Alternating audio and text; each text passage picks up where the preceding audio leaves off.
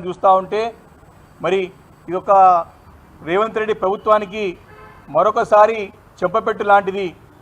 Supreme court యొక్క వ్యాఖ్యలు డైరెక్ట్గా ప్రత్యక్షంగా ఈ యొక్క కాంగ్రెస్ పరిపాలనని తప్పు ఎత్తి చూపుతూ మరి ముట్టకాయలు వేస్తున్నట్టు స్పష్టంగా కనపడతా ఉంది. ఇది మొదటిసారి కాదు. రేవంత్ రెడ్డి గారి యొక్క నాయకత్వంలో ఈ కాంగ్రెస్ ప్రభుత్వాన్ని మొదటి నుంచి కూడా హైకోర్టు అనేక విషయాల్లో తప్పుపడుతూ వస్తూ ఉన్నది. హైడ్రా విషయంలో మీరు తీసుకునే నిర్ణయం తప్పు, మీరు వివరించే తీరు తప్పు అని ఎత్తి చూపింది. అదేవిధంగా మరి ఫార్మాసిటీ విషయంలో కూడా మరి అక్కడ మన ఫార్మాసిటీ గురించి 17,000 ఎకరాలలో పెద్ద ఎత్తున ఫార్మాసిటీని ఏర్పాటు చేస్తే ఫార్మాసిటీని క్యాన్సిల్ చేస్తా అంటే కోర్టుకి మళ్ళీ సంప్రదించినప్పుడు కోర్టు కూడా ఆ విషయంలో మరి తప్పు అని చెప్పి ప్రభుత్వాన్ని ఆ తప్పును ఎత్తి చూపింది. అదేవిధంగా లగచరుల యొక్క భూములను కూడా సేకరించే విషయంలో కూడా మరి తప్పు పద్ధతిని అనుసరిస్తున్నది.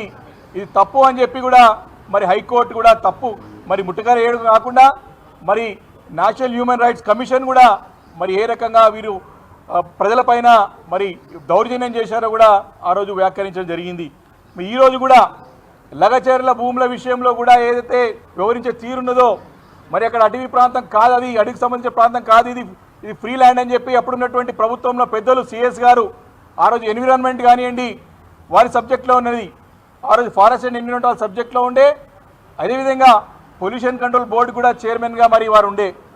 కాబట్టి ప్రభుత్వంలో ఉన్నటువంటి పెద్దలు కానివ్వండి, ప్రభుత్వంలో ఉన్న ముఖ్యమంత్రి గారు కానివ్వండి తమకు వ్యాఖ్యలు తమ చేసే పనులని సమర్థించుకోవద్దు, తప్పుని చక్కదిద్దండి అని చెప్పి ప్రత్యక్షంగా వ్యాఖ్యానించి చూస్తూ ఉంటే మరి ఏ రకంగా ఈరోజు కోర్టుని తప్పుదో పట్టిస్తున్నారో ఈ ప్రభుత్వం స్పష్టంగా అర్థం చేసుకోవచ్చు. ప్రభుత్వం ఇది కాదు, ఈ కాంగ్రెస్ ప్రభుత్వం ఇప్పుడు కాదు, వారు వచ్చిందే అబద్ధాల పునాదుల పైన వచ్చినటువంటి ప్రభుత్వం ఈ కాంగ్రెస్ ప్రభుత్వం. ఇప్పటికి కూడా మరి ప్రజలందరినీ కూడా తప్పుదో పట్టించి ప్రజలందరూ కూడా మోసం చేసి ప్రజలకి అరచేతుల వైకుంఠం చూపించి 100 రోజుల్లో 6 గ్యారెంటీలు ఇస్తామని చెప్పి నానా అనేక రకమైనటువంటి అబద్ధాలు వాగ్దానాలు చేసి వారు చేపించడమే కాకుండా ఢిల్లీలో వారి పార్టీ పెద్దలతో కూడా చెప్పించి ప్రజలని నమ్మించి మోసం చేసి అధికారంలోకి వచ్చినటువంటి కాంగ్రెస్ ప్రభుత్వం కోర్టులను కూడా తప్పుదోవ పట్టించే ప్రయత్నం చేస్తూ ఉంటే కోర్టులు మొట్టకాయలు వేస్తూ ఉన్నాయి, చెంపపెట్టు లాంటి తీర్పులు ఇస్తూ ఉన్నాయి. ప్రభుత్వం ఇప్పుడు కూడా కళ్ళు తెరవకపోతే తప్పకుండా తీవ్ర పరిణామాలు తప్పవని చెప్పి ఈ సందర్భంగా నేను మనవి చేస్తా ఉన్నాను. మరి ముఖ్యమంత్రి గారు వారు తీసుకున్న ఏ నిర్ణయం కూడా అన్ని కూడా రివర్స్ అవుతూ ఉన్నాయి, బూమరాంగ్ అవుతూ ఉన్నాయి, ఏది కూడా సరే అమలు కావట్లేదని చెప్పి వారు ఫ్రస్ట్రేషన్లో ఉన్నారు. ముఖ్యమంత్రి గారు ఫ్రస్ట్రేషన్లో ఉండి తను ముఖ్యమంత్రి అని మరిచిపోయి వేదికల పైన మరి ఉత్తమ్ కుమార్ రెడ్డి ముఖ్యమంత్రి అంటా ఉన్నాడు. అంటే ప్రజలు నవ్వుకుంటున్నారు.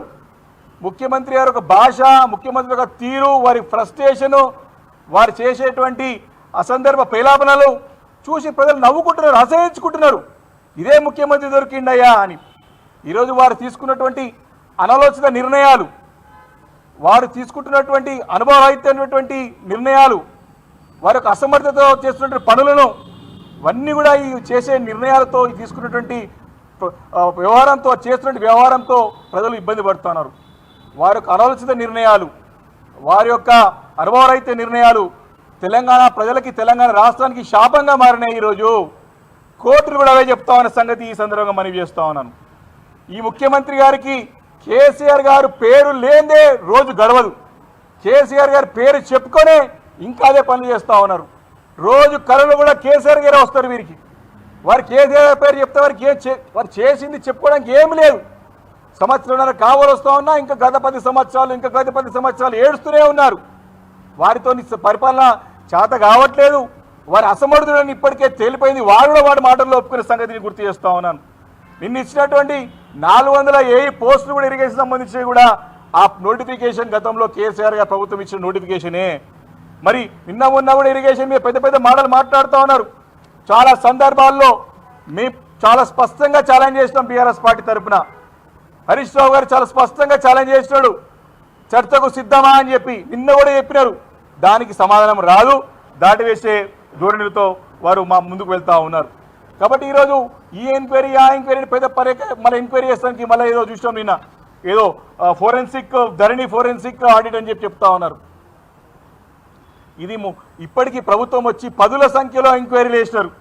విద్యుత్ కొనుగోలుపైన ఎంక్వైరీ చేసినారు, కాళేశ్వరం ప్రాజెక్ట్ మీద ఎంక్వైరీ చేసినారు, ఫార్మా ఈరేస్ మీద ఎంక్వైరీ చేసినారు, Bhadradri Yadav thermal power projects మీద ఎంక్వైరీ చేసినారు, బతుకమ్మ చీరల మీద ఆఖరికి చేసినారు, కేసీఆర్ కిట్ పైన ఎంక్వైరీ చేసినారు, అవుటర్ రింగ్ రోడ్ పైన ఎంక్వైరీ చేశారు, కోకాపేట భూముల్లో ఇంకా అనేక భూముల వ్యవహారాల్లో ఎంక్వైరీ చేశారు, ఇంకా అనేక ఎంక్వైరీలు చేశారు. ఎన్ని ఎంక్వైరీలు చేసినా వారికి ఇక్కడ తప్పు దొరకలేదు ఇప్పటివరకు కూడా. వారికి ఆధారాలు లేవు, కేవలం ఆరోపణలు చేస్తూ వాళ్ళ పబ్బం గడుపుకుంటా ఉన్నారు ఈ రేవంత్ రెడ్డి సర్కార్. చేసే పని చేసింది లేక, చేసింది చెప్పుకోలేక, చేసేది లేక, చేతగాక ఇంకా కూడా కేసీఆర్ గారి పైన మా పార్టీ పైన దుమ్మెత్తి పోసే ప్రయత్నం చేస్తూ ఉన్నారు. కాబట్టి ఇప్పటికైనా సరే రేవంత్ రెడ్డి గారు బుద్ధి మార్చుకోవాలా, పరిపాలన పైన దృష్టి కేంద్రీకరించాలా, పరిపాలన పైన దృష్టి కేంద్రీకరించాలా.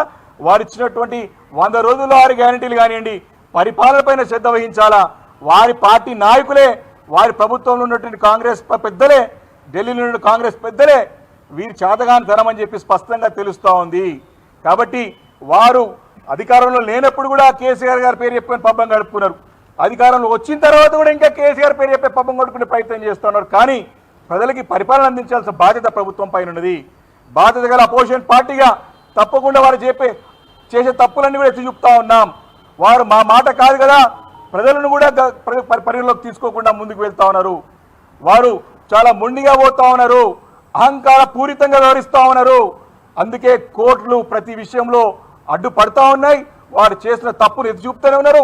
వారు తప్పులని చక్కదిద్దుకొని ముందుకు పోవాల్సిన అవసరం ఈ ప్రభుత్వం పైన ఉంది అని చెప్పి సందర్భంగా మనవి చేసుకుంటూ, వారు ఫ్రస్ట్రేషన్లో వారు స్వయంగా తనే ముఖ్యమంత్రి అని మర్చిపోయిన సంగతి ప్రజలందరూ కూడా చూస్తున్నారు నిన్నందరూ కూడా. కాబట్టి ముఖ్యమంత్రి గారు రాజకీయాలను పక్కన పెట్టండి, ప్రజల యొక్క బాగోగుల గురించి ఆలోచన చేయండి. గతంలో మీరు చేసిన మంచి పనులను ముందు కొనసాగించండి. ఈ ఎంక్వైరీల పేరు మీద ఇంకా పబ్బం గడుపుకోవాలంటే ప్రజలు కూడా ఊరుకునే పరిస్థితి లేదు. తప్పకుండా రాబోయే రోజుల్లో మీకు గుణపాఠం చెప్తానికి సిద్ధంగా ఉన్నానని చెప్పి సందర్భంగా మనవి చేస్తా ఉన్నాను. Thank you.